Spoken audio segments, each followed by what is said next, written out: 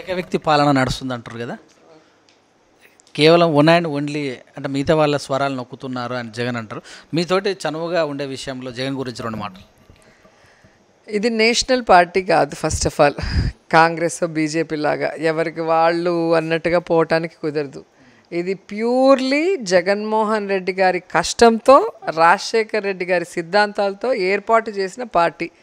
ఈ పార్టీని ఈరోజు ఈ స్థాయికి తీసుకురావడానికి జగన్మోహన్ రెడ్డి, విజయమ్మ, షర్మిల గారు కొంతమంది చాలా కష్టపడ్డారు. వాళ్ళు ఎవరు మాట్లాడట్లా. ఈ మధ్యలో పార్టీలోకి వచ్చి ఏదో ఎక్స్పెక్ట్ చేసి దోచుకోవాలనో లేకపోతే ఇంకోటి పదవులని అవి రానప్పుడు ఇట్లాంటి మాటలు మాట్లాడటం తప్ప, కష్టపడేవాడికి ఆ పార్టీ విలువ తెలుస్తుంది. అంత కష్టపడి పార్టీని తీసుకొచ్చిన వాళ్ళు గొంతు స్వరాలు ఎందుకు నొక్కుతారు?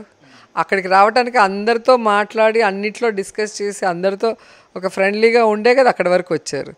సో ఎప్పుడు కూడా నేను నా అనుభవంలో కూడా చూసాను. ఇప్పుడు కాన్స్టిట్యున్సీలో కూడా రియల్గా పార్టీ మీద ఇష్టమో లేదా లీడర్ మీద ఇష్టంతో పనిచేసేవాడు ఎప్పుడు కూడా కుంటి సాకులు చెప్పటమో లేదా నిరాశగా మాట్లాడటమో లేదా ఇట్లాంటివి వాళ్ళు అలా అబ్బా వాళ్ళ మన మాట వినరు, వాళ్ళ ఇష్టం అబ్బా వాళ్ళు ఈరోజు గెలిచామని వాళ్ళు పోసకూడదు, ఇవన్నీ ఎవరంటే పని పాట లేకుండా కూర్చొని పాలిటిక్స్ చేయాలనుకునే వాళ్ళు మాట్లాడే మాటలు. రియల్ ఫైటర్ కానీ రియల్ పార్టీ వర్కర్ ఎవరినైనా చూడు, టీడీపీ కానీ బీజేపీ కానీ వైఎస్ఆర్సీపీ కానీ వాడు ఏమీ ఆశించడు.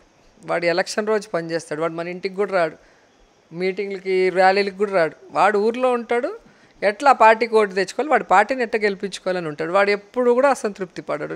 నేను నా అనుభవంలో నేను చూసింది.